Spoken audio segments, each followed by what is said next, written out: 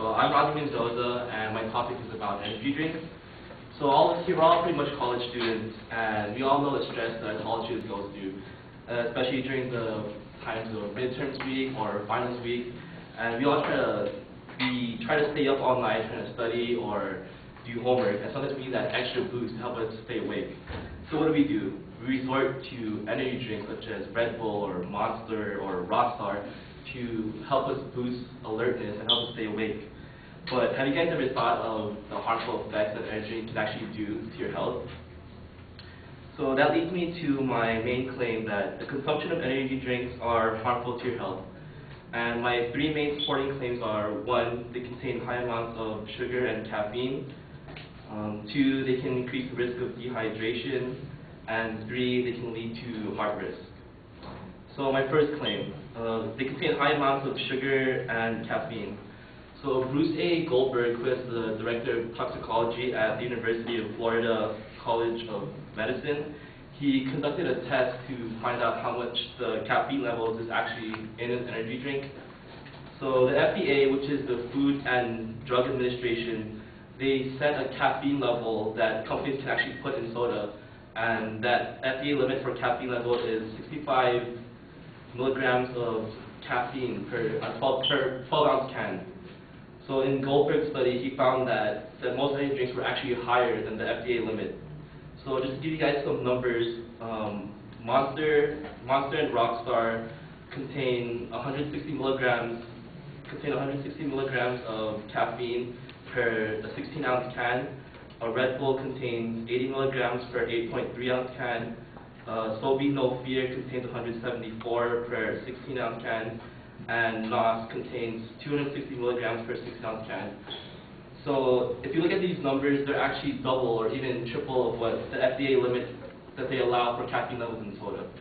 So drinking too much caffeine can actually cause sickness, and it can increase anxiety, panic, stomach problems, cardiac arrhythmia, insomnia, nervousness, and headaches. Not only do they contain a lot of caffeine, but they also contain a lot of sugar. Energy drinks are full of refined sugars, and refined sugars are the #1 enemy of every diabetic. They have an almost immediate effect on the blood sugar level. My second claim is that energy drinks can increase the risk of dehydration. So as I stated earlier, that energy drinks contain a lot of caffeine, and caffeine is a diuretic. Diuretic is something that causes your body to lose fluids. So some people like to drink energy drinks before physical activities, to give them like a physical performance boost. So an example would be like an athlete drinking an energy drink before a game, or someone going to the gym and taking an energy drink to help them give them that extra physical performance boost.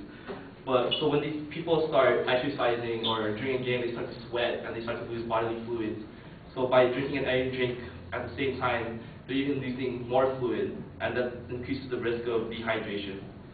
Gregory Stewart, who is the sports medicine doctor, actually said that energy drinks and exercise is a dangerous combination.